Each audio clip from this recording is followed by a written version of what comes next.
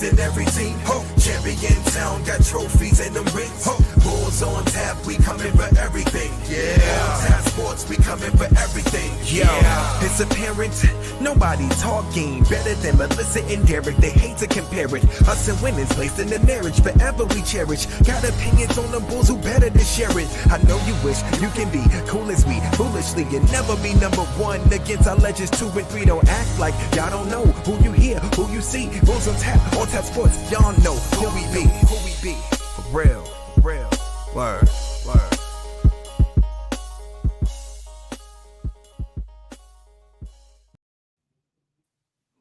What's up, Bulls Nation? You are now tuned into another episode of Bulls on Tap, presented to you by On Tap Sports Network. I'm your host, Derek, and as always, I'm rocking with my co-host, Miss Melissa. What's going on, Missy? What's up, everybody? What's up, gang? Excited to be here. Got a fun guest today. Yes, we have a very special guest. He is one of the hosts of the Big Red Bus. Some of you know him as a prophet to the Bulls Nation. The one and only, the incomparable C-Red Fred. Derek, Melissa, it's so good to see you guys. It's an honor to be here. I've known Melissa for many years. Derek, it's awesome to meet you, but I've been a big fan for a long time. So I can't thank you enough for having me on the show to talk about our beloved Bulls. What a terrible time, though, to be talking about the Bulls. But hopefully we can bring some positivity to this insanity and hopefully turn things around and get that top 10 pick. Hopefully things will take a darker turn for the team as we move further into the new year. We got Samity in the comments already saying the prophet is here. Hey, Samity. Thank you, brother. But yeah, I mean, first off, Bulls Nation, Happy New Year. It was nothing happy about the Bulls' first game of the year last night in Washington, which I had the unfortunate opportunity to be there to see that live. And man, we got blown out by the 5-win Washington Wizards. Yeah, what a disaster. I don't even know. In a way, the Bulls have put me in this horrible situation where, as a fan, I can't even be I can't be excited when we win, and I can't really be too angry when we lose to a team like that. I don't know how you felt yesterday. I was like, I can't believe we lost to Washington, but hey, at least we might get that top 10 pick back. It's such a disaster. It's so frustrating to be put in this situation. I'm angry at Acme for doing it to me. But I think big picture, we should celebrate losses like last night, because I think the worst case scenario for the beloved Bulls, if we end up with that 11th overall in the first round, we just hand that over to Spurs. What a shame that would be. What a travesty. So, man, oh, man. I would love to get your opinion, Derek, hear a little bit more about how it was in that stadium. Was there a lot of Bulls fans? What percentage were Bulls fans? What percentage were Wizards fans? Do Wizards fans exist? It was a lot of Wizards fans last night, which is kind of surprising because usually when the Bulls play here, it's more of a Bulls crowd than the Wizards. But no, they were loud, probably because it was like a New Year game. And I'm shocked at how many Wizards fans were there, being how bad that team is. But it was a lot of Wizards fans around us. They were mostly loud for I think it was Dalen Terry at the free throw line in the fourth quarter to try to get some free Chick-fil-A. Like they were loud once he missed that first one, but then when he made the second one, they were pissed because they weren't getting free Chick-fil-A. Unbelievable. Yeah, isn't it a shame though? Like I think in general, Bulls fans are more devoted, more, just in terms of love for the team, stronger than any other fan base, with the possible exception of the Knicks. Maybe the Lakers too. I've met a lot of obnoxious Laker fans. But then you see organizations like Charlotte Hornets. I've gone to games there. I've gone to games to see the Wizards. Gone to games to Orlando. No one's even close to gets the level of support that we give to this team. And yet, we've had nothing but just, pretty sad days since Derrick Rose has left the organization. I still love the Three Alphas. I thought that was a fun team. I was one of the few people supported that whole movement, and we did win 2 games. And if it wasn't for that unfortunate injury, we probably would have gone to the finals. But if you think about it, since 2017 when we started this rebuild, We've had one playoff win. What a disaster for a fan base that's so dedicated to the team. So all my prophecies have failed. I saw Sam that the prophet is here. Unfortunately, I don't know if you heard about my prophet of the seven. Did you ever hear that, Derek? Did you ever hear that? Yeah, Prophecy I had? Okay. I've heard. Unfortunately, I don't want to go back into don't want to go back into it too much, but I really felt like we were positioned to do incredible things after that rebuild. If you look at it, that rebuild produced Laurie Markkinen, which ended up being an all-star. Zach Levine ended up being an all-star. Wendell Carter Jr., Kobe White, who else? Daniel Gafford was also in that rebuild. And then we handed that, along with all our future first-round picks, over to Acme. He had also the 4th overall pick waiting for him when he took over in 2020, April of 2020. And what did we turn that into? Turned it into one playoff win. We traded away 3 first-rounders, 4 second-rounders for Lonzo Ball, DeMar DeRozan, and Vooch. Obviously, I love DeMar, and we had some varying degrees of success. But big picture, how can anyone look at that and say that was a success? It's a complete disaster of epic proportions, and I'm angry today for it. And now I'm put in a situation where I have to be happy when we lose to the Wizards. Yeah, I mean, holidays. Yeah, and So, oddly enough, like New Year Day is my son's birthday, and he turned 5. So he was with me at the game, and he's the reason I've kind of like that's the least amount of the game I've watched being there like ever because he's like I'm bored. Can we leave yet? Are they done? And I'm just like, unfortunately, no. Like, You're like, yeah, me too. a little bit longer. yeah. It's so funny you mentioned that. Like my son, I named my son after Ben Gordon. He was born in 2008. And my wife didn't realize it, but I did name him after Ben Gordon. She thought it was after the kid from Friends. And, like now that my son really kind of came of age, he is very, when you think about it, he was about 10 years old when he started to really get into basketball heavily, which was 2018. He's seen nothing but losses in general from the Bulls or disappointing seasons. At best, we had 46 wins, and it was at the 2022 season. So I got the sense that he doesn't have the love for the org like I do. It doesn't have the passion that I do. And I think I always say, like, you got to be a real dope to grow up when I did and see the Bulls win 6 titles, not to be a passionate Bulls fan. And I saw how the city was and saw where we were at.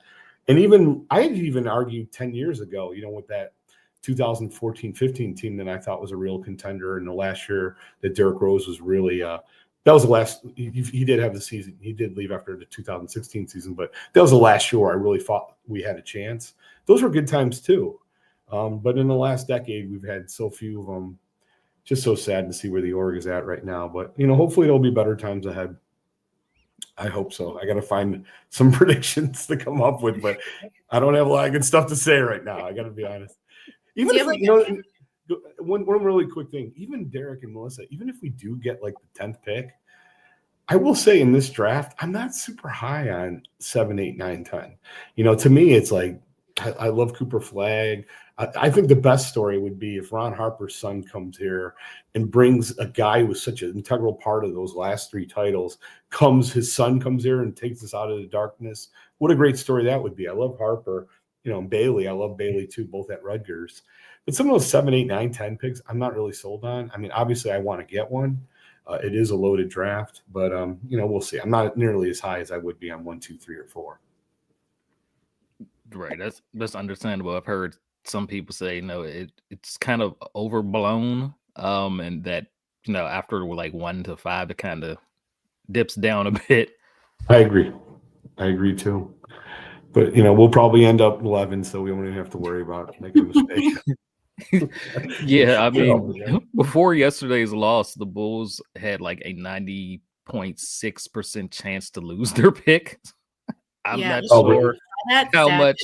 Insane. I'm not sure how much last night's loss helps.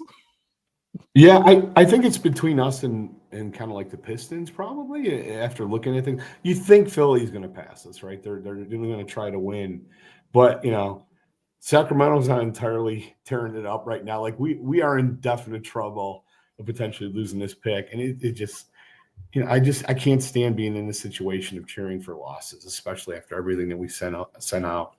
But I will say, there is some good things here, right? I mean, we got Io, we got Kobe. I love both those kids. They're on bargain deals.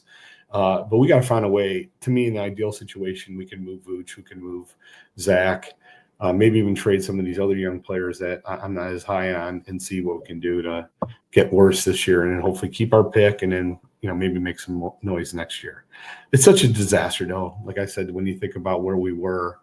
I've often said, and I'd love to get your opinion on this, if we just would have hired a robot to take the best possible pick in 2020 instead of Acme and just kept the roster as is, we had Max Strauss on that roster. As I mentioned before, we had Zach LaVine, Laurie Markkinen, Kobe White, Wendell Carter Jr., Daniel Gafford, Thad Young playing at a high level. You could traded him. He was later traded for a number one pick from San Antonio. Wouldn't we have been better off just having a robot make the picks, the best picks, and see where we go from there? I think you can make that case that we would have been. Anyhow, I digress. You could definitely make that case. So. I can always say it almost doesn't even matter as long as we got the same people at the very top. So it's like whoever you put in front office, it almost I don't mean to sound so gloom and doom, but it's like, yeah. Well, I will say though, we somehow won 6 titles at Reinsdorf. I felt like we had a title team in 2011 and 12 with Reinsdorf. I think there's a little bit of that. It's just a reflex action to say, oh, it's because of ownership. And even with the Bears, there's no doubt the Bears have some horrible things going on. We'd probably be better off with a better owner. When it gets down to it, the reason the Bears are losing is we made the wrong decisions on the offensive line. The reason the Bulls were this bad is because the Vooch trade, which was a horrendous trade in retrospect, no matter how good he's playing this year, it's a horrible deal.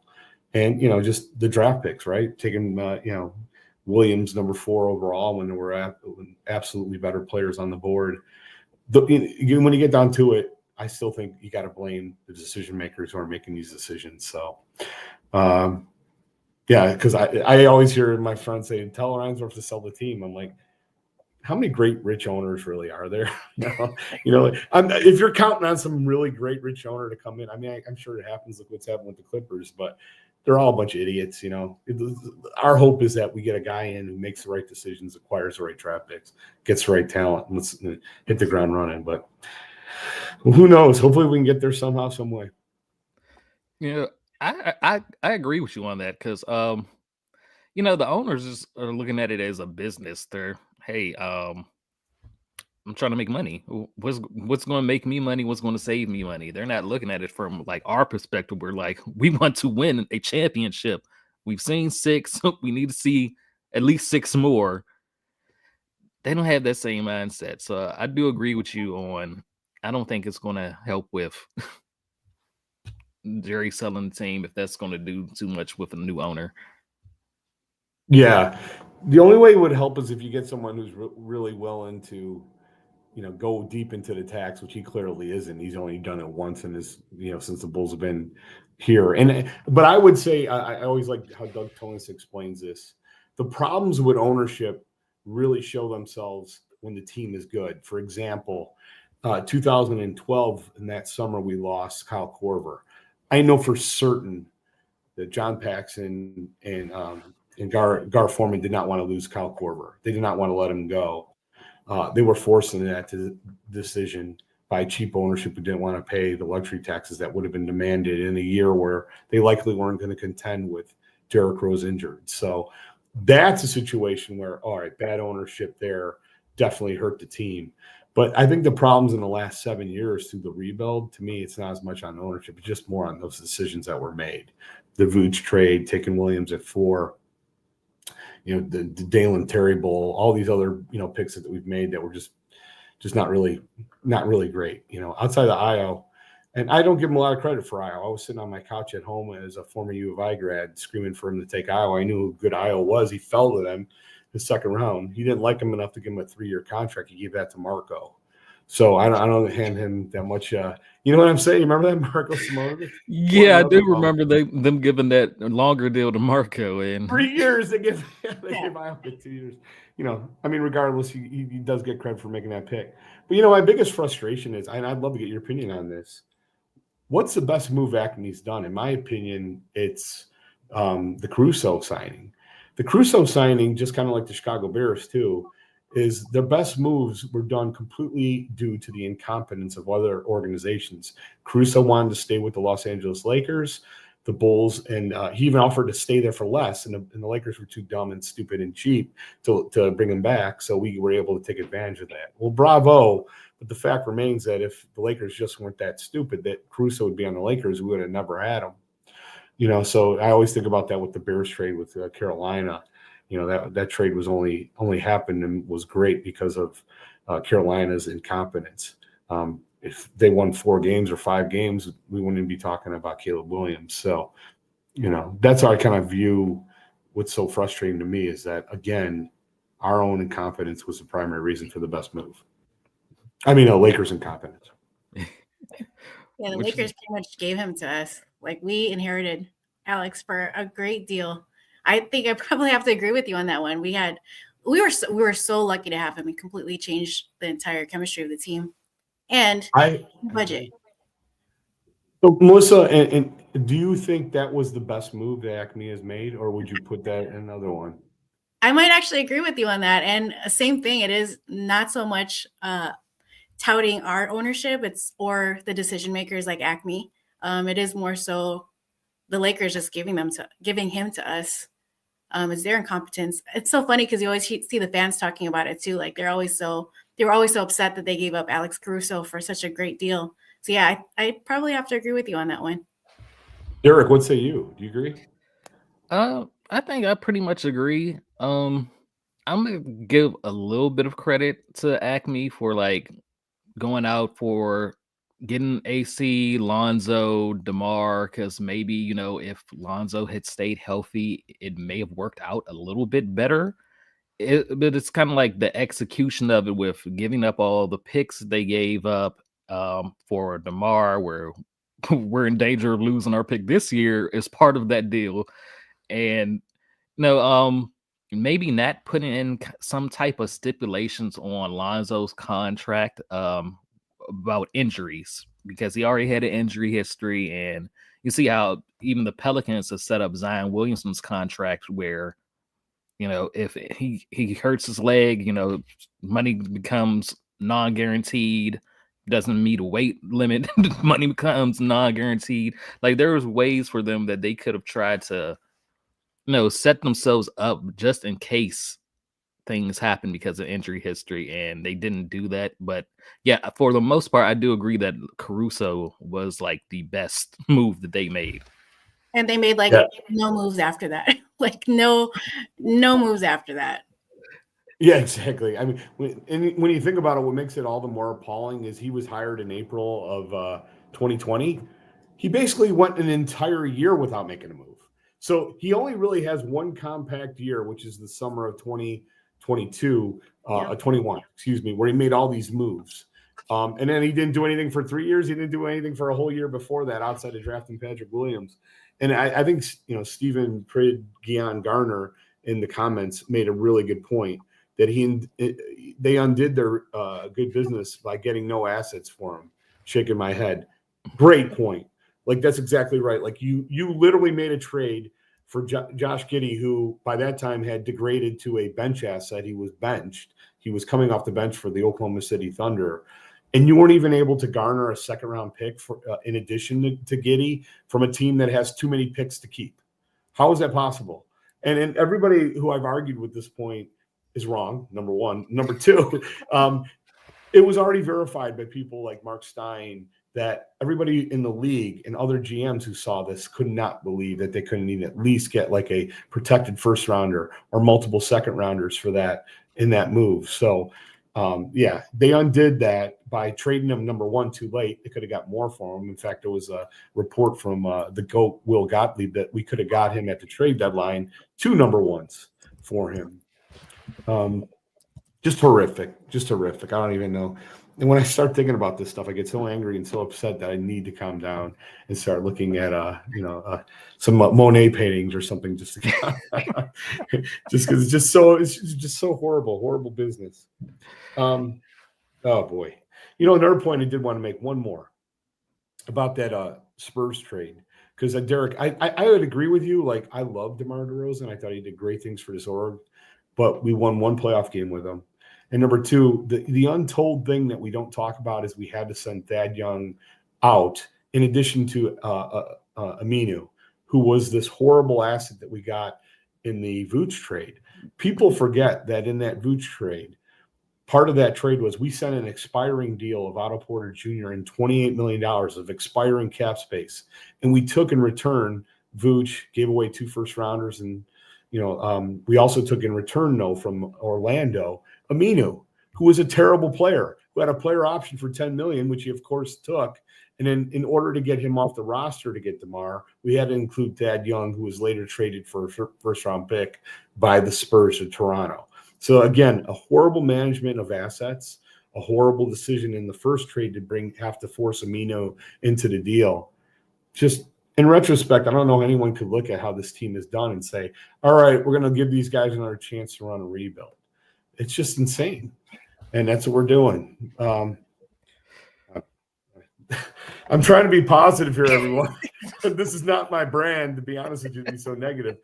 But I'm just doing my best to be honest. And, let's try to come up with some positivity. I like the uniforms, the Chicago's like uniforms. I like those.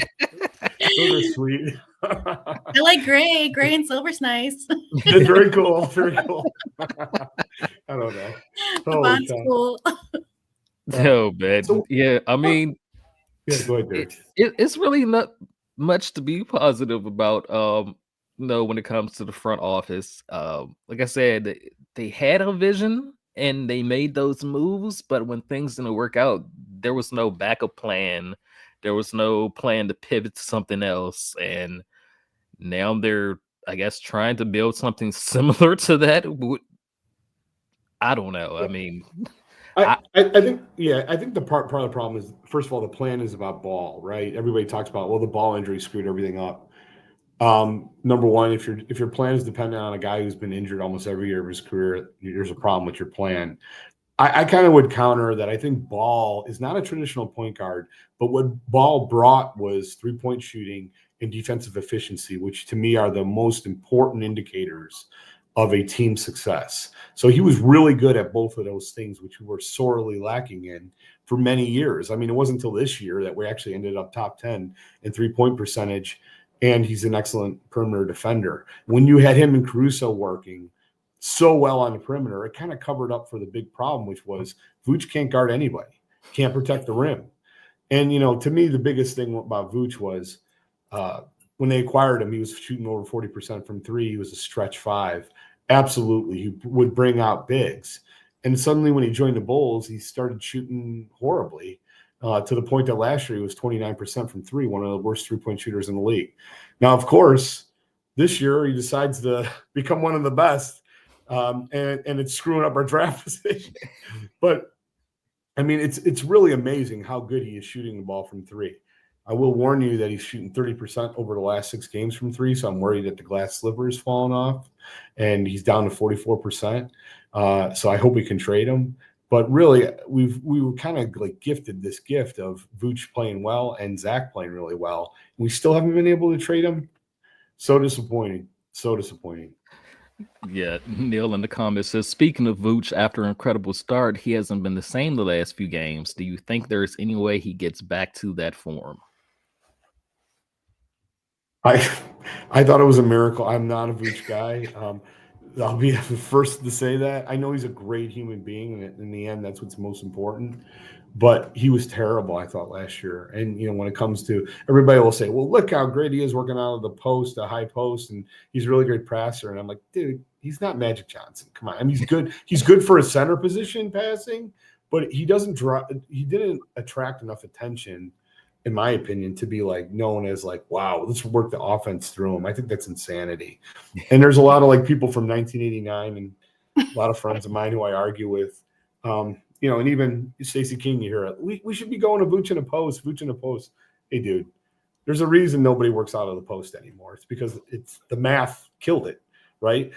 You're better off shooting threes and shooting layups. To me, the NBA today is extend the floor with good three-point shooters and then have people punish that extended defense. Nobody works out with their back to the basket. I mean, there's a few players that are extremely efficient. And up until this year, Vooch hasn't been efficient enough. He doesn't draw enough fouls.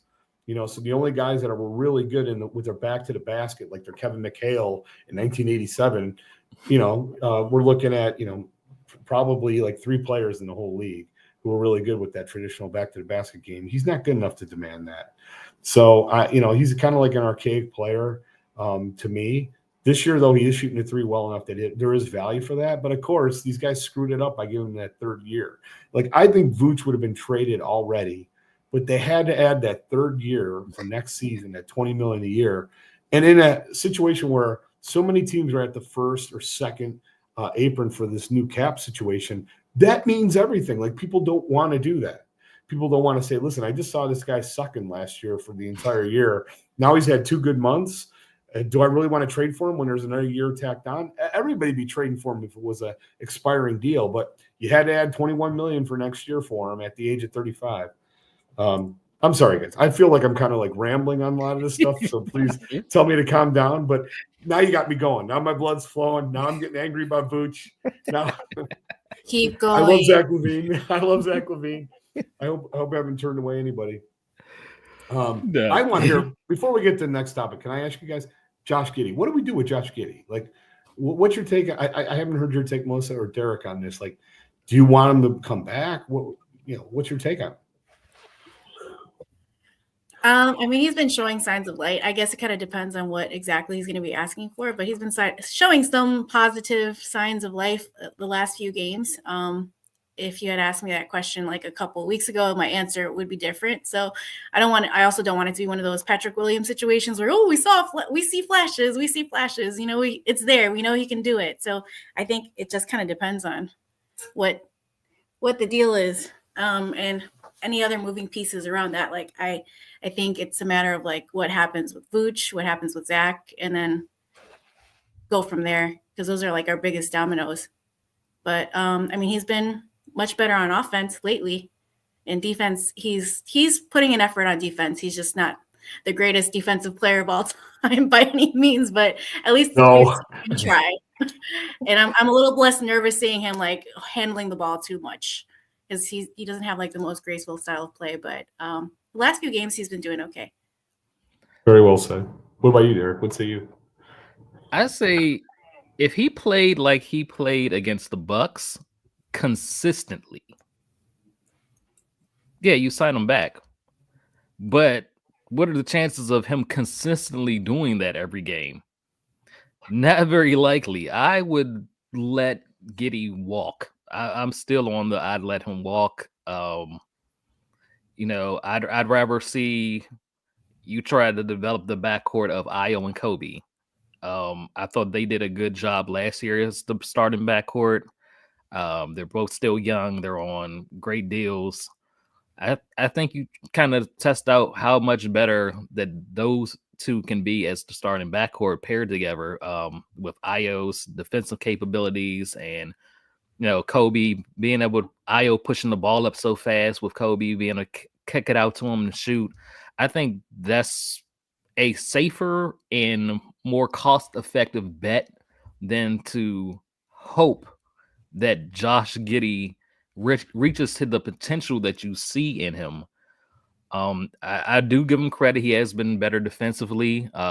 He showed more of an effort, but last night he was appalling. He was bad. It was an abomination last night. I totally agree. Granted, the whole team was bad, but I saw more good defensive plays from Lonzo Ball in the 3rd quarter alone than I have from Josh Giddey all year. Like I don't want to be like Josh Giddey sucked, because he does do some things that are important. He's a great rebounder. He's a great passer. He's definitely played a little bit better than I expected. But there's too many nights where he's like 1 of 8 from 3. And every one of these are wide open. He's 30% from 3. How can you be a guard in today's game shooting 30% from 3 and not bring any defense? Like I've always said, the worst combination for a player is to have no D and no three. To me, especially in today's NBA, and he doesn't have either. Like I honestly thought the first month or month and a half was the worst perimeter defense I've ever seen from a Chicago Bull, ever. That says a lot for like many years I've been watching this team. It was appalling. Now he definitely played a little bit better lately, but he's still shooting 30% from three. Like, dude, this guy's not going to. He was with the shot doctor in Oklahoma City for all these years. The thing that bothers me the most from the Gidiots, I call them, all these guys that are just like, love this guy. I think he's incredible. And just like, oh, he's going to be awesome. Dude, like, all right, so tell me, what do we need to do to make Josh Giddey a superstar? Well, you got to get three-point shooting around him. Okay. Well, last year for Oklahoma City, they were number 1 in the league in three-point shooting. So he had that. Why didn't it work? Well, then, no. Now you need to get like good defenders around him. Well, last year with Oklahoma City, he had some of the best perimeter defenders in the league around him and interior defenders, an excellent defensive team there in defensive efficiency. It still didn't work. It's like there's this huge tap dance. You got to get everybody just perfect to make it work for Josh Giddey. And I always say, like, we got these guys that enact me. In order to make this work, it's like a tap dance, and they're wearing muddy Timberlands. You know, like it's not going to work out with these guys running things to find all the perfect pieces to make Josh Giddey work. Like I do find value in him. I want him on the team. I want him leading a bench unit. You know, like I think that's what he should be doing is come off the bench and being a 6th man and providing scoring, you know, whatever that he can do. But like just to hand it over to him, man, he's going to be your primary ball handler. He's going to be great. Like Derek, I said the same thing. Like you got Io and you got Kobe. What exactly did they do last year that made you say, no, you know what, we need another guard in here? It's like, gosh almighty. Can we once bring in somebody to play the power forward position to compete with Patrick Williams? Seriously. Can we do that? It's like, how many years is this going on? Yeah, the bad does not outweigh the good for Josh. I agree with that a lot. I think although I also know kind of like he's 20, what is he, 22? Like I kind of feel like if we can get him at 20 million a year, I'd be fine. 30 million a year? Are you kidding me? Like really? And I think that's what's going to end up happening. They're going to give him 30 million a year because he's going to have all these counting stats and all the Gidiots are going to be celebrating. But I do feel like he, you know, hopefully we can get him at 20 and I'll be okay. But think about it. Like Emmanuel quickly got 35 million a year. Is he that good? I don't know. Look at this. I love this. Yep, Fred. Team switch on all his pick and roll. I agree. So that's what I've been seeing this year. It drives me nuts. Every time you watch a Bulls game, look for this. Every team is looking for a pick and roll with Vooch and Giddey. Then you're dead.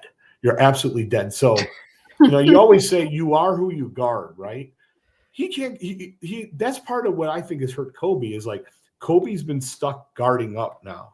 He's had to take on harder defensive assignments as opposed to last year where he didn't. And now because Giddey's so horrible defensively, everybody's like, well, who are we going to put Giddey on? Let's find the worst, the slowest offensive player. That's the guy we're going to put Giddey on. And now, Kobe, you got to take this better offensive player. So everybody, their job becomes more tough, if that makes sense. But you see it every game, the pick and roll. Hey, all right, who's got Giddey? All right, let's try to do a pick and roll. If Vooch come out and it's over. You know, what a disaster. Man, I'm sorry, guys. I wish I could bring up some positivity. You want to talk about Derrick Rose or something? Let's talk about Derrick Rose. Let's talk about Craig Hodges. Remember Craig Hodges? He was great. I'm gonna get into Neil's comment real quick. It says the old guy from the 70s, I hate fast break transition threes. They're one and done, and there's nobody down the floor to rebound. I know the game's evolved, but it's my least favorite shot in basketball. And like I agree with that. Like if you're on a fast break, just dunk it. I mean, that's one of the analytics best shots, right? Is dunk, layup, three. It's like the Bulls are like, no, we have to shoot the three. It has to be a three. It's like the rim's right there. Nobody's in front of it. I agree with it to a certain extent. Like I felt like I was ahead of my time in terms of when I played basketball. The 3-pointer had just started in high school. And I remember one of our coaches, you know, there's so many coaches that are like artifacts of that era where we got to get it down low to the big guys so he can do the Kevin McHale, back to the basket, all this stuff. And I remember thinking like, dope, 3 is greater than 2. Like the object of the game is to score more points. If you're shooting 40% from 3, you're going to get 12 points. and every 10 shots. If you're shooting 50% from 2, you're going to get 10 points from every. It's like, hello, I'm just trying to, like, I'm a big believer in shooting a 3. I think the direction the team has gone into is a good direction. I don't mean to, I'm not trying to critique you, Neil. I agree with you. I do get frustrated when a guy's got an open layup and kicks it out to 3. That's a mistake. But in general, I do think the direction of more threes was the right one, because that's what every team in the NBA is doing. They're not all dumb. It's they just figured out that math-wise, this is what yields wins. I think this stat really stuck with me. Last year, there's to me 2 stats that you have to win with, and it's 3-point percentage and defensive efficiency. 19 out of the 20 teams to make the playoffs or play in last year were top 20 in defensive efficiency. 3-point percentage. The only team that wasn't was Brooklyn. I think they were 18th. The Bulls were 20th. The only team that made the playoffs that was in the bottom 10 in 3-point percentage was Orlando. But they were so good defensively that they were able to make up for it. Regardless, they were first round out. I really think you need to shoot the 3. And then if you get that combination of really good 3-point shooting, really good defensive efficiency, you're going to be a great team. This Bulls team's bottom 5 in defensive efficiency. It's one of the worst defensive teams I've ever seen. The Bulls have. Patrick Williams is supposed to be our best defender. The GOAT Will Gottlieb just said the Bulls on his last show. The Bulls are 2.5 points per 100 possessions better off with him off the floor defensively. Where in the past they've been about even. That's how good he's been this year. He's been terrible defensively, and I know a lot of that might be his injury, but this team has 0 really good defenders now that Caruso's gone, and I think we're going to continue to struggle as long as we're like this. Yeah, I definitely agree with you on that. I mean, the best thing for this team to do right now is just shoot a ton of threes and hope that you make the majority of them. Last night they didn't, and you see how that happened. So, the team is going to live or die with 3-point shooting right now because there is no defense. Yeah. And one thing I did do was the math on this. I thought this was pretty interesting. Now this might have changed with this downturn, but a few games ago the Bulls were top 10 in 3-point percentage. They were number 8, and almost all of that was due to the improvements of Vucevic. Like if Vucevic, I did the numbers, the back of the napkin numbers. If Vucevic was shooting 29% like he did last year, they'd be 18th. So they went from 8 to 18th almost strictly because of his improvements at the 3-point line. He shoots on high volume. So if that disappears, they're going to be lower. Bulls are mid in 3-point percentage despite their high. So they're 11th now. So they've dropped in the last few games, primarily because Vuce is shooting 30% from 3 over the last 6 games on high number of shots. So yeah, I agree. I mean, I know a lot of people hate on Billy Donovan.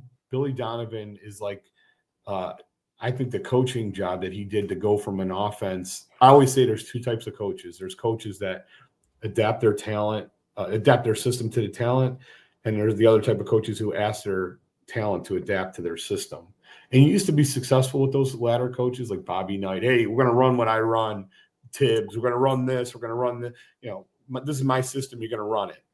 I don't think that's a successful coach in today's NBA. I think that the coaches that change their system based on their talent are better coaches. And that's what Billy Donovan has done. He's got a team that last year was a half-court team, didn't shoot a lot of threes, low pace, and now he's totally switched it up.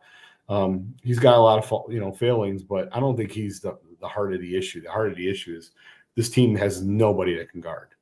And it's going to continue to be a problem until we fix that. Yeah, I mean, as much as I give Billy shit, like I do give him credit that he did turn around the offense in the season, like almost overnight to go, slow pace, get the ISO ball to DeMar, to fast pace, running gun style. The biggest issue was always going to be the front office did not put the pieces to be successful. Like they didn't go out and prioritize defense. Yes. And that's the I don't know if that was their kind of thinking that, hey, we're going to be really bad defensively so we keep our draft pick. I guess they didn't plan on us being pretty okay most nights on offense to where we would win too much. I think what they probably counted on is a little bit of a downturn defensively, but I don't think they expected Patrick to take this much of a step back. Like, I do feel like Patrick has value. He's an excellent 3-point shooter, and I think he was really getting better as a defender, but he's clearly taken a massive step back this year, just a horrible step back. And the other point I was going to make, I just lost where my train of thought was on this. Our interior defense is so awful. Like Vooch, I love Vooch, but he's a terrible rim defender. We haven't had a rim defender or anyone protecting the rim for so many years. And when you have like a turnstile in a corner with Giddey and Kobe's not the best defender, Zach's not the best defender, you better have somebody to clean up that mess.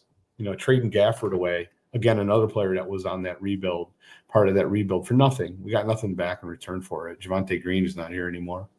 So I mean, just giving away a rim defender of that quality for nothing is another appalling miss. Fred, do you think all the threes are good for viewing figures? I find games where we're shooting bricks and fours for 5. I'm sorry, I'm just reading the question out here. So that's a great question. Why are NBA numbers down so much? Well, I love 3-point shooting. I think I enjoy the game. I think this is the most skilled the NBA has ever been. I love watching the game. Everybody throws me a couple of these sequences where they miss 7 or 8 or 9 in a row. I don't think the problem with the NBA or the actual viewing has gone down is completely due to the style of play. I think it's partly due, but I think there are other reasons for it more so. I don't know. For whatever reason, we've lost a lot of our older demographic. Most of the people I talk to, not I know most, but a lot of people I talk to don't watch the game anymore for whatever reason. They've just been turned off, and it's a shame. But I definitely feel like the older demographic has just completely given up and just stuck to the NFL. I feel like some of it even has to do with like the whole network thing too.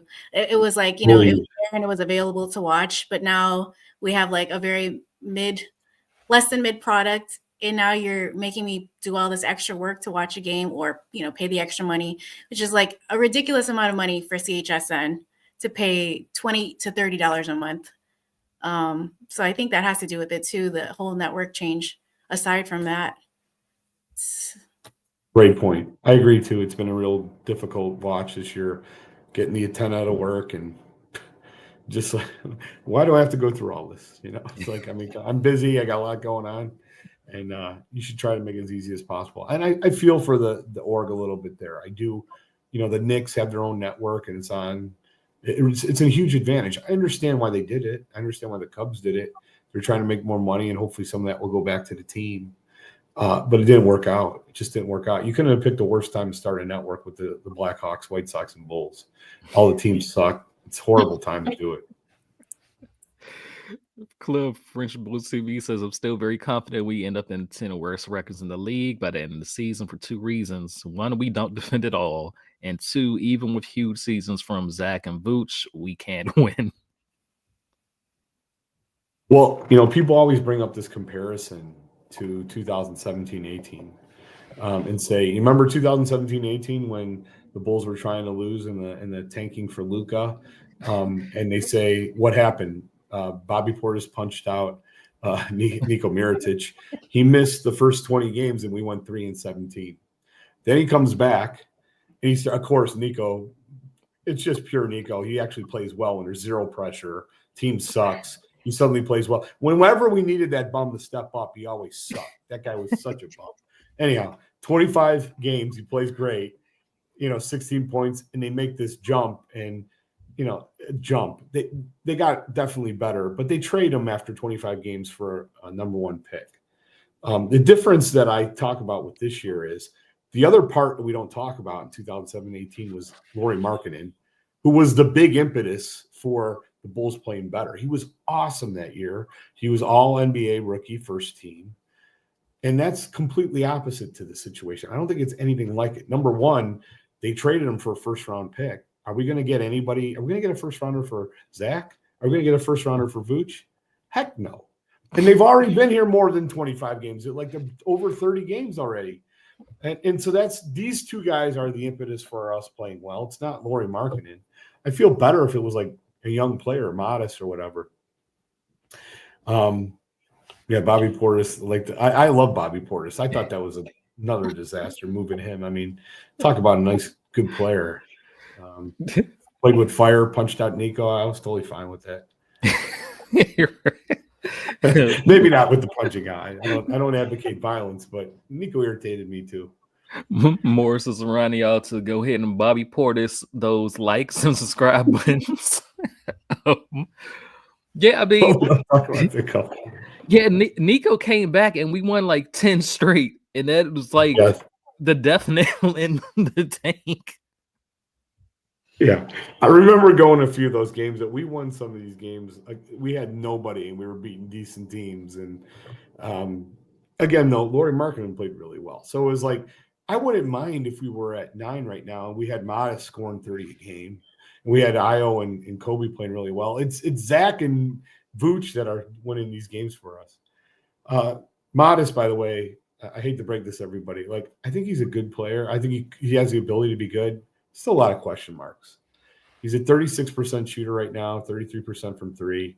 He can't shoot the 3 at a high enough or good enough level for my satisfaction yet. Yeah, he's a young player, so I'm not freaking out about it. You see a lot of good. He's got a lot of confidence too, but one thing is, man, as far as boxing out, that guy needs to gain 20 pounds because he is destroyed. And then he box out. I'll watch the next time he goes in a game and see if there's an offensive rebound for the opposing team that's put back. Go back or rewind the tape. Almost unequivocally, it's because of him, because he can't keep the guy off the backboard. So I don't know. Another happy holidays. Like I'm really crapping on everybody on this team, but I do feel like there's a chance that he could be a really good player. Although I wouldn't hesitate to trade him. Who do you guys think that our best, most tradable assets are? Like, if you go into the 29 other teams, who would you say, I'll give you a lot for him? It's got to be Kobe and Io. Great. Melissa? That's really all we got. And what else? That's like somewhat consistent, most consistent. I know Kobe's having more of like a slump this year, but yeah, that's really it. I think you could maybe also Modest would probably be 3, but like it's gonna be much better too when he gets some like you said, when he puts some weight on him. I actually like him. I like his mentality. He's like not scared. He plays with zero fear, even though he gets bruised and bumped around and stuff and bullied down low. I do think once he puts on some weight, hopefully he will. I think he will, because he seems like he wants to win. He seems like he wants to do good. So we'll have to wait and see until next year. At least we'll see if he puts on some weight this summer. But yeah. I mean, can I tell you a story about my one of my favorite young Bulls? Played with no fear, totally great. Scored 34 against the Cavs in 2018. Denzel Valentine. But I love Denzel Valentine. I don't want to turn anybody off. I'm the last fan of Denzel Valentine. I bought like 60 of his rookie cards. I can't give any of them away. All right. You have the perfect person for that. For Modest, me, yeah, I agree with Missy. I like him. I want to see once he puts on his NBA weight, because he's a rookie. He's 20. He's like thin as a rail. But even still, he's leading the team in blocks, and he's leading all rookies this season in blocks. So there's definitely potential there, and you just wish that Billy would play him a little bit more, so there wouldn't be so many question marks, because we really don't know, because he played 13 minutes in a blowout loss last night. It was no reason to throw him out there. That's true. You know what led our team in blocks last year? Caruso. That's how bad our interior defense has been. We've had a guard in Caruso, and now we have our rookie who barely plays lead in blocks. Oh my God. What a team.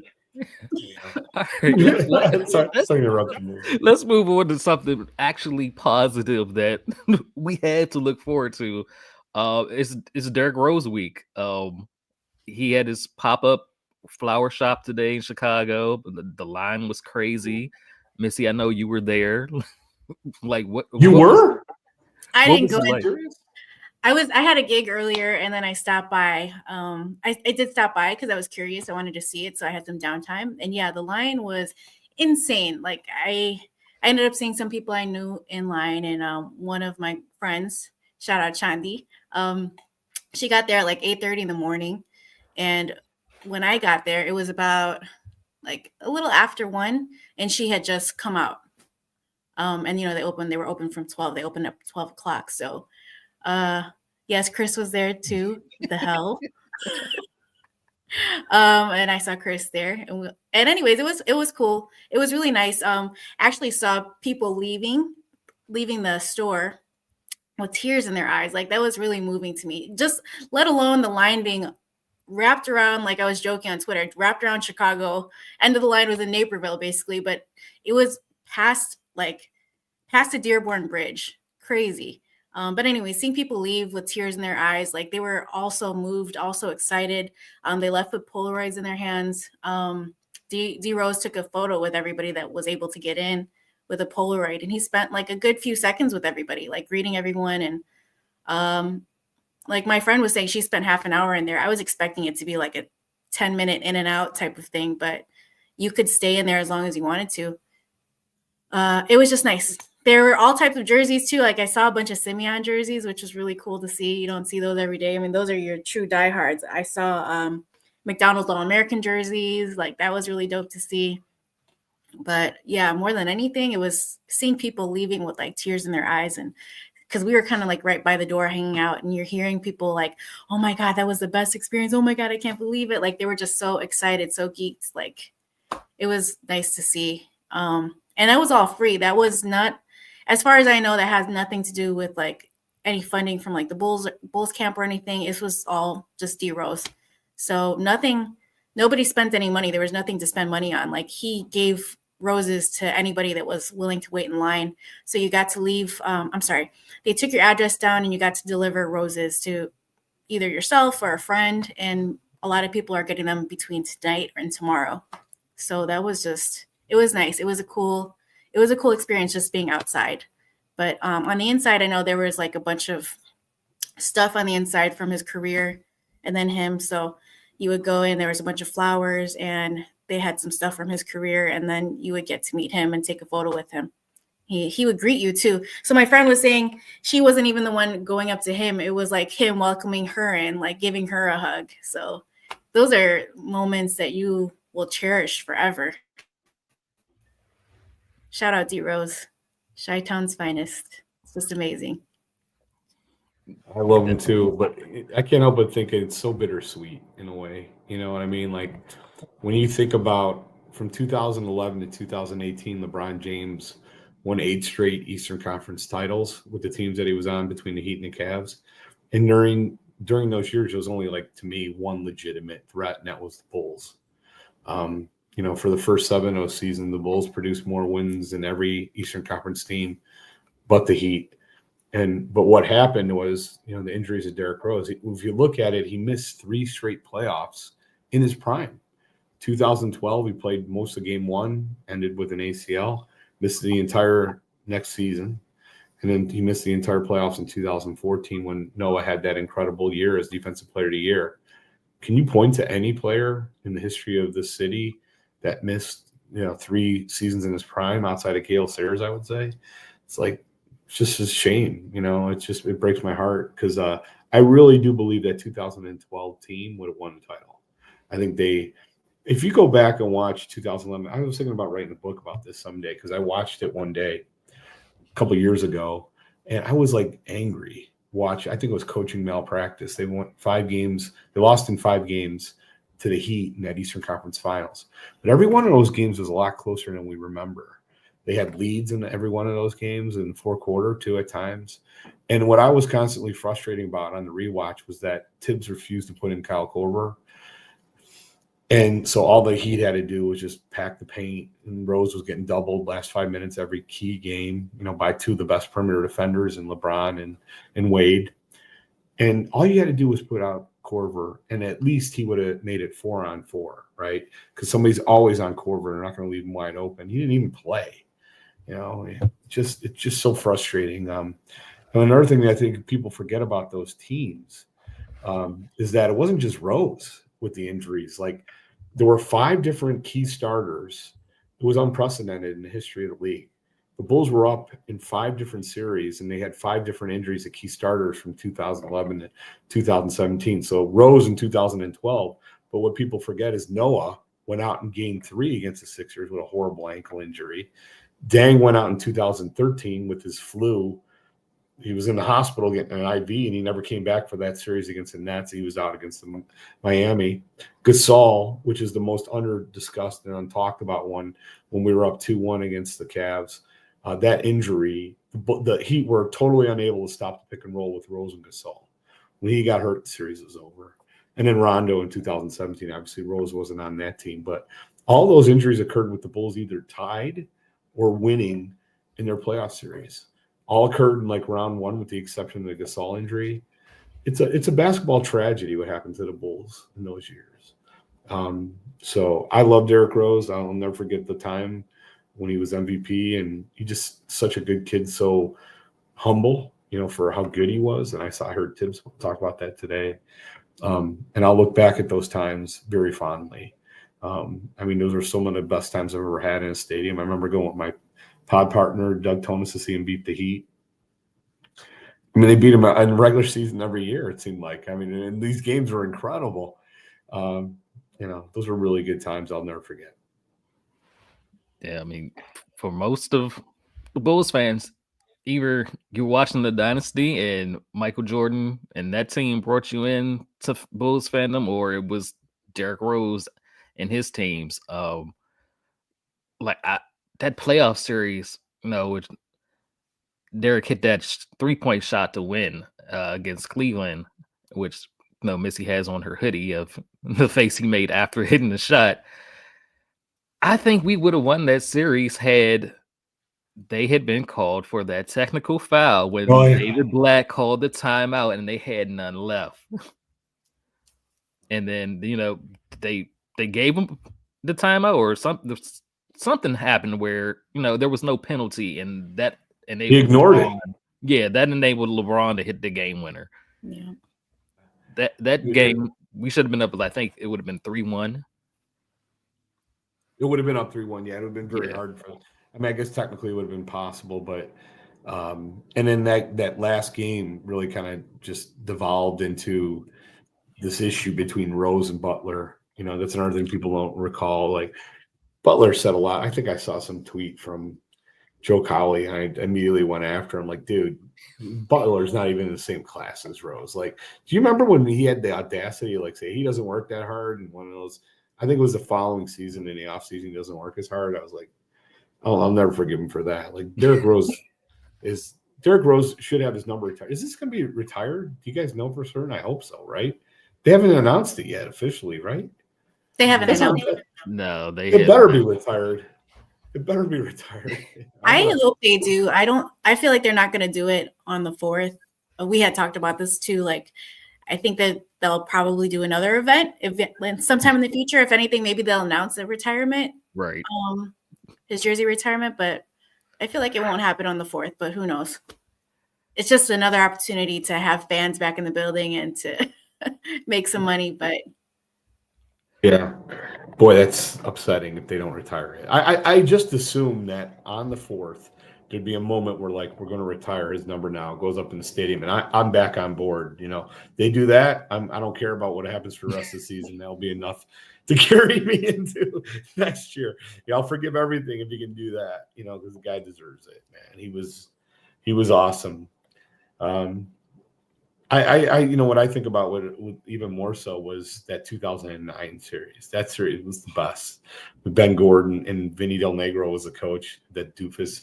And then, seeing the team kind of get better, and, with seeing, the great steal from Noah in Game 6 and the dunk, and Kirk Trainwreck on his last legs. It was a great playoff series. But and Ben Gordon being a superhero, that was my favorite Derrick Rose year. Even more so than the other ones. Yeah, I mean, I I have a slither of hope that the jersey will be retired on the 4th, just because of his Instagram post where he's got the jersey hanging on the gate, and it looked like he was at the UC on the court with something behind the curtain. So maybe. I do know that they're doing all type of Derrick Rose night activations in the atrium. There'll be roses given away, D Rose shirts given away to everybody by Adidas.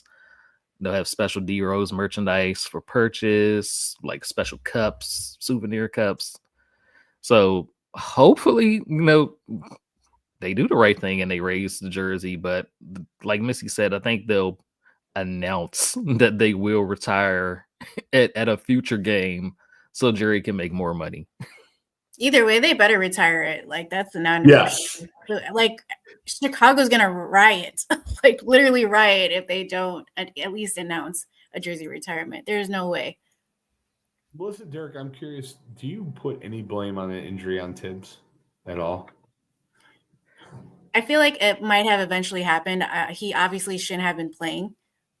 He should have been pulled for sure. But I mean, it's hard to say because his style of play was so explosive. And I know, like, I'd like read his books and stuff like that, and like listen to his interviews, and knowing that he didn't really put himself up to those physical challenges like all of his life. He wasn't really like training to be an athlete until like he was learning about how to treat his body right from like Luol and Joe when they started being teammates. That's when he started taking examples from them on how like proper things to eat, how to train. So I don't know, like I wouldn't necessarily say it would never happen, but to that extent, I don't know. It's hard to say because he played so explosively. But yeah, I don't know. It's tough. It's tough. It might have happened eventually. Who knows? Yeah, I think it may have eventually happened. I think more so you kind of blame the Bulls medical staff, because that year he was in and out with a whole bunch of different injuries, and they just kept clearing him to come back and play. And maybe if they had held him out a bit longer instead of just, oh, let's get him back out there so we can win some games, maybe it wouldn't have happened. But going in after all those injuries and then being in a game where it was over and he didn't need to be on the floor, you do kind of give Tibbs a little bit of the blame for that. There was like no such thing as like load management back then either. Like that was just unheard of. But that is a completely different extreme with Tibbs. Just playing these guys all 48 minutes. But yeah, he played Jimmy Butler like a year or two later, 48 minutes in a preseason game. I love how the Tibbaholics just blow by. Tibbs being Tibbs. No, it's Tibbs being a complete moron. Like, how do you play a guy 48 minutes in a preseason game? So I'm going to have a whole chapter dedicated to this in my book, but the thing people forget about that season of 2011-12 is, number one, there was a strike to start the year, or a lockout. I can't remember which one it was. So the season didn't really get started until later. It was like around January 1st. And I remember Derek had toe injuries. Like, he was in a walking boot. He had a lot of injuries in January, and all the games were really close together. I remember there was one game in January where he was I was reading an article, he's in a walking boot, comes back and he plays 37 minutes, like the first game back. And I remember saying, yeah, what is wrong with this dude? Like, are you serious? Like, why are you playing this guy 37 minutes when he was in a walking boot 2 days ago? Like, doesn't make any sense. And I think those type of injuries to the feet often yield to bigger injuries. An ankle, as someone I know for certain, it happened to me. And I kind of feel like that scene in Hoosiers. You guys ever see Hoosiers? Have you ever seen Hoosiers? Do you remember the scene where the guy, his stitches open up in the game, and he's like, get stitch him up, get him back out there. The coach is like that. And then he takes a second, he takes a breath, and he goes, all right, you're coming out. You're coming out. Yeah. The kid, you got to save the warrior from himself. Like, if you ask these guys, go out and play longer, they're going to say yes. Taj, I saw that in person. It's funny you mentioned this. at a DC game, when I think of Taj Gibson, he played 9 minutes in the first half of a game, and I think it was 2013 or 14. I was up 10 rows up. I've never seen a player more hurt trying to gut through a game. And he was out for like the next 6 weeks. He didn't come after halftime. As a coach, you got to protect the player from himself. And that's something Tibbs never did. You know, whatever is he cleared to play, he's going to play 40. So stupid. You know, so I do blame it a little bit on him. You know, they were up 8 with 2 minutes left or a minute left when it happened, just over a minute. Just what if, right? You know, just a heart-wrenching situation in retrospect. But it's partly what made Tibbs and the team so great is they treated every regular season game like it was game 7. Mm-hmm. Yeah. Clem says, I mean, you can blame the Bulls medical staff for a lot of things. I blame them for never teaching Derek how to land. Like, he would come and just dunk ferociously and just land like full force. Like, if somebody told him you got to do this to land better to protect your knees, I think that would have went a long way as well. Yeah. Moore says, I don't want to see the backlash that erupts in the UC if D Rose number doesn't get retired. He says he think it'll be Ring of Honor 2 if it's not retired Saturday. The thing with the Ring of Honor, to be qualified, you have to be retired for 3 years. And I think the next one is next season. So it would be the third Ring of Honor night where Rose would be eligible to go in. And I think that would be too long. I didn't know that. Yeah, I don't want to wait. You know, like, time is precious, right? Like, tomorrow is promised to no one. Why would you want to wait with this? You know, it's clear to me he's the guy who should have his number retired. I'd say Noah might be a close second. I love Jakeem Noah, and I thought he did incredible stuff for that team. But this was a special team. Somebody's got to have their number retired, and I don't think anybody deserves it more than Derrick Rose. So hopefully they'll do it. Neil, good night, buddy. I see it's at 140 there. Holy smokes. Where's he at? Good night, Neil. He's in Ireland, I UK. believe. Yeah, Ireland. Thanks for tapping in, Love you, Neil. brother. Good morning, Neil. Yeah. So, Clem says if they don't retire, we de-riot. So what other players would you like to see retired, their numbers retired? Do you think anyone else is deserving? If anything, maybe Joe. Number 2. Yeah, I agree with Joe. Of course, people make a case for Rodman. Yeah, it's tough. Yeah. I mean, I'd probably he'd be up there too, yeah, but because he was one of the big 3 on that second title team. But I don't know, I loved Horace Grant too. I think you make the same case for him being as equally important on those first 3 title teams. I'm just glad you didn't say Kirk Heinrich. I would have had to leave the show. It's his birthday though. Oh, that's right. Happy birthday, Kirk. I love how people say, "Oh, he was so great." Yeah, he was so great that for his first couple of years with here, our best 2 years in the last since the Jordan era ended were the only 2 years that he wasn't on the team. He literally was here from 2003 to 2010. He leaves that summer. We have a great 2010, 11, 2011, 12. Then he comes back. It's all downhill. Yeah. Most overrated Bull in the history of the league. We can't let Ashley hear the pod, and we can't let bring on Ashley. I'll be happy to debate. I've never seen a more overrated player in my life. Guy shot under 40% his rookie year. Oh, I'm walking down the street. All these people are these fake Bulls fans. I saw the news. What a game from Kirk. Oh yeah, he was great. He was 5 for 20. Yeah, he's fantastic. What a great game. The guy shot under 40% from the field his rookie year, and people are like, "This guy's incredible." I mean, he hustled. He did some good stuff. He was very good in 2007. After that, he sucked. 2008, that year when the Bulls took the downturn, 2008. 7-8 was the biggest. He went the entire month of like February with like 12 free throws. Go back and look at it. I was the only one paying attention, and I was like, this guy sucked. And I remember arguing with these idiots, talking about D Rose. in this summer, should we get Beasley? And I'm like, are you nuts? Have you seen Derrick Rose play? No, we already got a point guard. No, we don't. We don't have a point guard. Kirk Heinrich sucks. Get him off the team. And then, I'm sorry. Some people are going to get very upset about this, but I have a whole rant on Kirk Heinrich that I will lay on you guys. The most overrated Bull of all time. Oh, my God. You remember when he came back, how bad he was?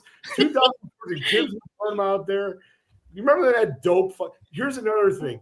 Everybody talks about how great Kirk Heinrich was. Never was on a team that won 50 games, except in 2014, we finally won 50. He was on that team. Do you remember when he had that stupid foul against Dallas that almost cost us a game? Almost prevented us from winning 50. Yeah. I've just turned off half the fan base because most people don't know this, but I'm very anti-Kirk Heinrich.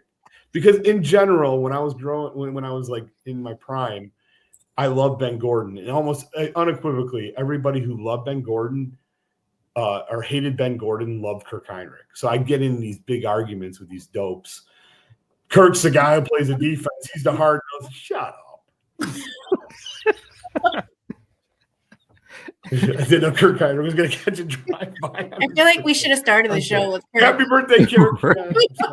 We should have started with a Kirk tribute.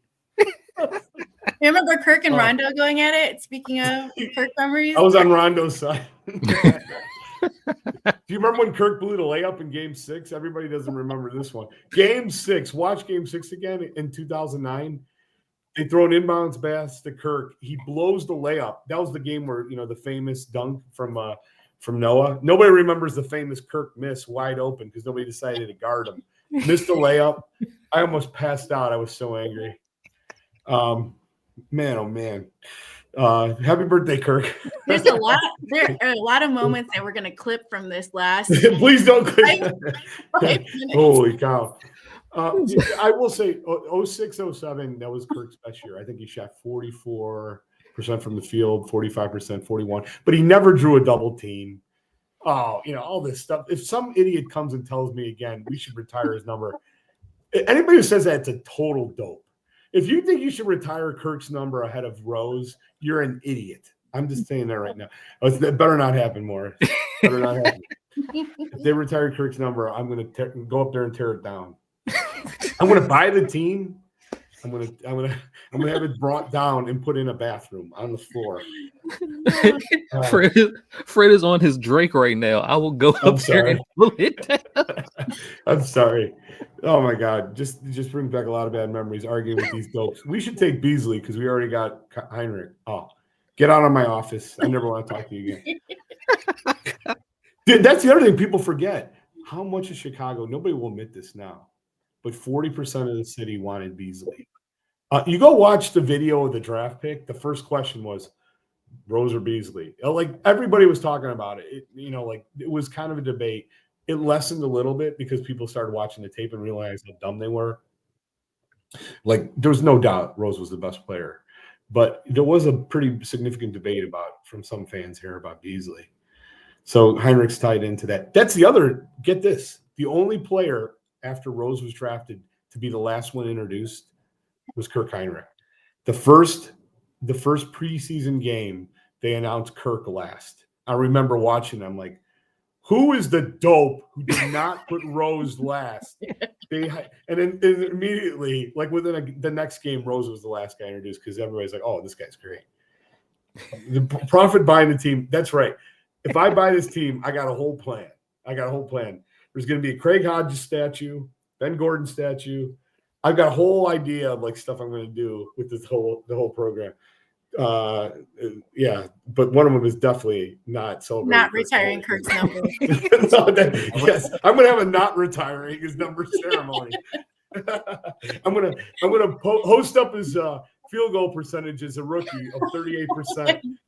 I'm like, you guys want to retire this? 38% from the field. Oh my God. I didn't realize how passionate you were about. Who did you say is the big fan, Melissa? Ash. Ashley? Yeah, she does stuff. She does Sky Lead. I don't know if she still writes for the Bulls, but she definitely used to. She's a big Bulls fan in general and a big Kirk stan. I got a debate. We got a debate. I mean, It's like I've known Kirk as being like universally loved by the Bulls fans, so this is he's like not a first to me. To where he's not universally loved by me. There's a lot of that. Clearly. We'll see. There's a lot of that for me. Tibbs, another one. I'm not a big Tibbs guy. Yeah, I'll just go on and on. There's a couple. That's where everybody's like, "Oh, see, Red, you're the biggest fan of whatever, all this stuff." And I'm like, "Yeah, I'm a fan, but I have some people I dislike from the Bulls that everybody seems to love. So I'm not the typical. I'm just going to love everybody. There's some guys I can't stand. And let's start out with Kurt. Wait, I want to hear the whole can't stand list now. Okay. All right. Let me think of some other ones that I can't stand that people loved.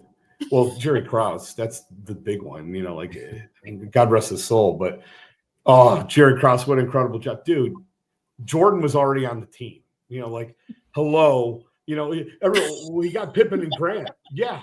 How about the other 20 years he was running this org? And then when he retires, we go into this hell of just complete garbage, oh yeah, that was the biggest, that's probably the biggest one. That's another one I'd hate to admit. I'd probably pull his banner down.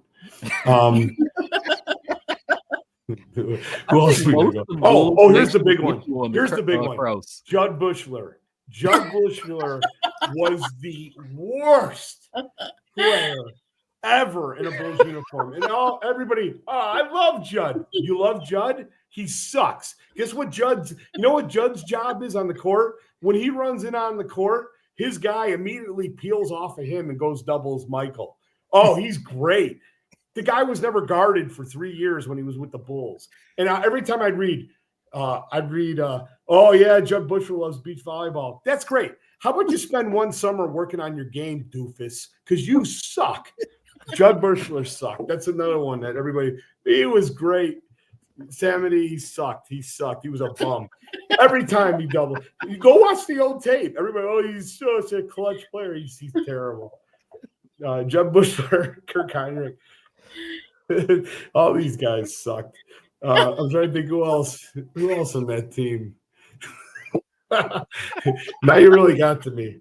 Who else was another guy? I should have a whole list. Oh, did you ever see my list of the most overrated Bulls? Who else was on that list? Heinrich was. Heinrich, Krause. Judd Buechler. Yeah, Judd Buechler. Who's that guy that Mark K loved? Always talked about. I did Nawaba. David Nawaba. Wow. I guess that's not a great one, but David Nawaba, he's like, oh, look at the athleticism. Yeah. How about you hit a jump shot for once? Can you do that? It's fantastic. I'm glad you can jump through the roof. Can you hit a free throw? You suck. Pound Sand, Judd, and Kirk, and Nawaba. David Nawaba. Who else did I have on that list? Now you got me going. The other one. Who's the guy that Kirk coach always started? The guy who'd walk around like he was flexing on the 2011 team. Bogans. Keith Bogans. What a bum. Yeah, Bogans was definitely. This is part of my problem. This is part of my problem with Tibbs. Like, Tibbs is such a genius. Really? Oh, Trenton Hassel. I hated Trenton Hassel more. Oh my God, you hit another one. Trenton Hassel. Everybody's like, look what the magic Krause found. Trenton Hassel sucked. He couldn't shoot, couldn't make a worst offensive player in Bulls history. Oh, but he's a good defender. Yeah, that's great. Play half the court. He's hurting you as soon as he gets on the offensive end. Horrible player, Trent Hassel. Bogans sucked. I'm sorry. Bogans was awful. And everyone, Tibbs is such a genius. He's starting Bogans ahead of Kyle Korver. What? Kyle Korver goes on to be an all-star, just because I'm going too far. I'm going to lose all my fans if you hear my whole entire list. Trenton Hassel. Oh, who was the other guy? There was another guy. There's a ton of guys on that team with from 98 on. The crazy thing with Bogans is like he started and played 6 minutes and then you didn't see him the rest of the game. Oh, he was so bad. Everybody's like, he's shooting 36% from three. Yeah, there's nobody within 15 feet of him. I'm supposed to be celebrating this? Nobody guards him. And he'd always walk around like he's in a constant flex. You know what I'm talking about? He sucked. Oh my God, he was terrible. I could How did we get on this? What'd you guys do? I can't believe I let all this out. I got to come up with my list of Bulls I hated. The other guy I couldn't stand was the assistant coach. Everybody's like, oh, what was his name? He went to Golden State. I got in a big argument with Joe Cowley about this. Oh, did you hear? Because of Gar Forman, we got rid of who's that assistant coach? Everybody was like, do you know what I'm talking about? 2014, the assistant coach that Gar Forman fired. What was his name? Oh, I'll find out. We Google it. Bulls assistant fired. And I'm supposed to be like, oh, I'm going to lose sleep over this guy. Yeah, he was so great that we went on to win 50 games the minute he got out of town. I really look at some of these rosters. A guy I did like was Mike Dunleavy. He was underrated. Mike Dunleavy. Cameron Bairstow. Remember Cameron Bairstow? Oh my gosh. That guy can pound sand. Cameron Bairstow has the worst hair still. I used to always say he's got the dumbest hair. Man, this really is really gone. Like even his hair is catching strays. Oh my God. All right. Ron Adams. Mo, you got it. Ron Adams. That was the biggest thing. We fired Ron Adams. I'm like, who gives a crap? The guy's an assistant coach. Do you think he's the key to this org? No, he sucked. Go get out of here, Ron. Everybody's like, oh, he's fantastic. I don't care. We won 50 games. Pound sand, Ron Adams. Oh, there you go. Thank you, Ron Adams. That was the other one. All my friends were losing sleep. Can you believe they fired Ron Adams? Who cares? Go on. I gotta calm down. Now my blood's going now. I gotta take the dog for a walk. I'm sorry, guys. It's getting late. That's my bad. Sorry. Let's get this one in this one a positive note. Fred, tell us how you initially became a Bulls fan, because I'm thinking the teams were a lot better then, so this should be a happier moment. Or were you motivated by hate to start? These guys suck.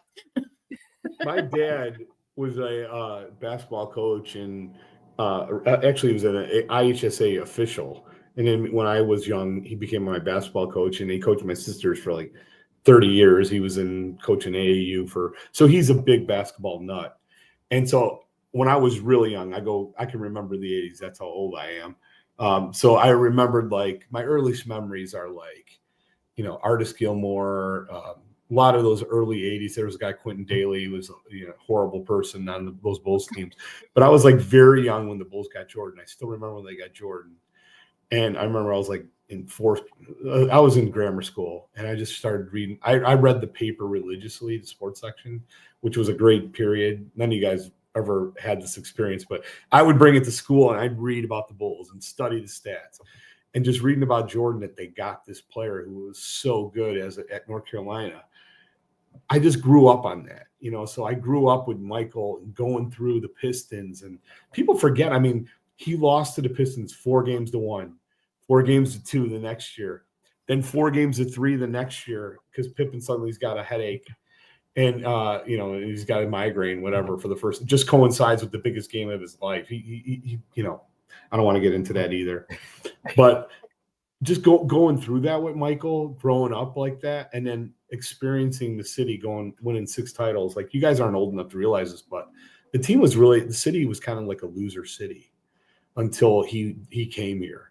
And he totally changed everything. Now you go out of town and you ask, when I say Chicago, what do you think of? You think of President Obama, you think of, maybe Oprah and Michael Jordan. Those are the 3 most important people. In 1990, when I went out of town, I'd ask, when I mentioned Chicago, they'd say Al Capone, or maybe Fridge Perry. 85 Bears had a really nice moment there.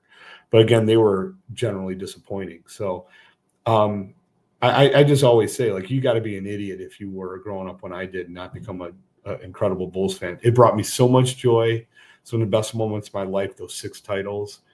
But I will say too, and I thought The Last Dance did a good job of capturing this, is like, I remember every summer I'd be like living in fear that they're going to break this up. Especially that summer from 97 to 98. I remember, like, are they really going to, is he going to screw this up? It's kind of like I always lived with that anxiety where I couldn't even enjoy it because like you only go around this orb once. And the fact that Michael Jordan played for another team is so appalling to me. It's so awful. I still talk to my friends about it. Like, I can't believe that we had that and then we lost it. I always say that's the worst thing. Like, if you make all this money and you lose it all, if you're poor your whole life, you'll never know what it's like to have money. But if you have all this money and you lose it, go from poor to rich to poor again, it's got to be the worst. And that's how being a Bulls fan was for me. I lived the dream, 6 titles in 8 years, and then living through the post-Jordan Cross era. That's why I have a much different viewpoint for Gar and Pax, especially John Paxson, than you do, or most of the fans I meet. Everybody's like, they were terrible. And I'm like, you have no idea what terrible is, because if you were in the post-Jordan, that was a disaster. And not only that, when Paxson took over the team, the only real asset we had gets on a bike and almost has his leg amputated. Like, it was like horrible. And immediately we changed Paxson changed it, drafted Luol Deng, Ben Gordon, Kirk Heinrich, all these other players that are beloved, and makes these incredible trades. The only reason we got Jakeem Noah is because we traded Eddie Curry to the Knicks. We were able to switch with them. I mean, and then I always say the best 5 years, arguably, in the history of any GM in this city. 2007, he drafts Noah at 9. 2008, he makes a right pick, takes Derrick Rose. 2009, he takes Taj Gibson at 26. Incredible pick. 2010, he hires Tom Thibodeau. 2011, they draft Jimmy Butler at 30. You will not find a better 5-year stretch for any GM in the history of the city. So those were good times, and I thought they did some really good things. They had to go because they hired Jim Boylan. That was the worst hire you could possibly do. But, even to this day, Gar Pax, who are the best 2 players on the Bulls? I think you make an argument it's Kobe and Zach. And those are only 2 guys that were already here. So, man, I've really gone on way too long. This has gone dark, light. I feel like the Hobbit from Lord of the Rings, wandering through the wilderness. But finally ended up at a good spot. Melissa, you started this with the Kirk Heinrich stuff. I don't know who Ashley is, but I need to talk to her and explain to her about the myth of Captain Kirk. It's Ash and Stephanie too. Ash and Steph. Kirk Heinrich was so good. He was so awesome that we had to throw a number 1 pick in 2010 on his tired carcass just to get him off the roster, just to get him traded. He was so overpaid and so bad that nobody wanted him, but they're like, all right, we'll take your number 1 pick so we could try to go after LeBron and Wade. That's how good Kirk was. And then we went on for our 2 best years. And then when Susie came back, back down again. All right.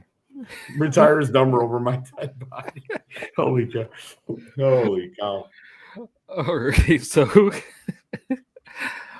Saturday is D Rose night at the United Center. They play Tom Thibodeau's Knicks, who are on a 9-game win streak. How do you think the team will perform, given that we have seen them like play up to the level of competition, with it being Derrick Rose night?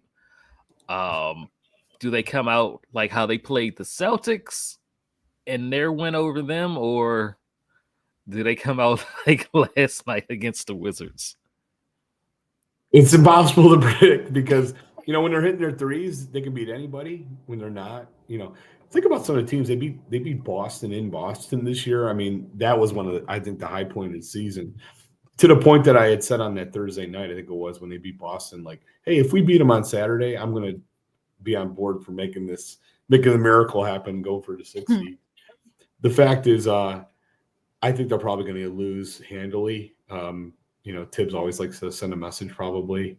And unless, Vooch and Zach are hitting at a real high level, Knicks are a better team. They should win the game.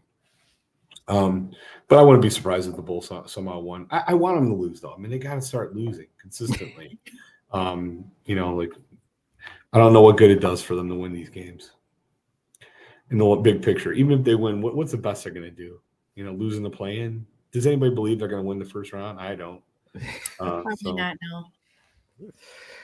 If it's any game I actually would want them to win. It's going to be this one for not even. Yeah, you're right. Just because everybody's going to be in the building, like it's D Rose night. You can't leave D Rose night with an L against the Knicks. Right. I'm like, hopefully they show some pride and they come out and they try to get the W for Derrick Rose night. And then, like you said, it's the Knicks. It's like one of our franchise hated rivalries from back in the 90s. So yeah, hopefully they pull out What's so sad though is like think about the most exciting times we've had in the last 10 years. This is one of them. Derrick Rose celebrating Derrick Rose, and then the other thing is Last Dance. Those are probably the two highlights for the Bulls in the last 5 years. What does that say about this org? I mean, my goodness. It's been dark times, it's been very bad. One playoff victory in the last 5 years, but hopefully our fortunes will turn. We've been feeding off the nostalgia for a while. We're running dry. I mean, yeah, you just heard it from the prophet that hopefully things turn around. For it, do you want to let Ash and Stephanie know where they can follow you and debate about Kurt Heinrich? Bring them out. Let's have a debate next time I'm on this show. Bring them out. You can find me at CBE Fred, as in Chicago Bullseye Fred. CBE Fred is where I usually reside on X. And then the Big Red Bus with Doug Tonis. Search on any platform for Big Red Bus at Chicago Bulls. Our Bulls had a really good show with Kevin Anderson, formerly of NBC Chicago, on the last one. So I encourage you guys to check that out. But yeah, I'm always up for a debate. And Derek, Melissa, it's always good to see you. And Melissa, always great to see you. I'm a huge fan of yours, and Derek, it's awesome to finally meet you guys. This is great what you're doing, and I can't thank you enough for having me on. It's been fun, although it did go a little. Melissa, you were able to uncover all my. So sorry. At least we know the button to push. If you ever need to push the button, we know what button to push. Yeah, as soon as I hear the retiring Heinrich's number ahead of Noah's, you push the ultimate button. It's like the nuclear button with me. I'm gonna be on somebody screaming at somebody for that. So it's been an absolute honor to have you on. And the rant was amazing. I don't know. Right. We should have started it. We should have started with the rant. Yes. Oh man, thanks everybody for listening to these rants. Thanks, Mo. Good to see you, somebody. Oh man, and thanks again, guys. Thanks a lot. Thank you for coming on. Thanks to everybody out there that tapped into this episode. Yes. I ask you to hit like and subscribe, and stay tuned for more. Fred, you're always welcome to come back on. Let's do that when they retire Ron Adams. Ron Adams number. Until the next time, enjoy Derrick Rose week, Derrick Rose night, and go Bulls. Go Bulls. Thanks everybody. Bye-bye.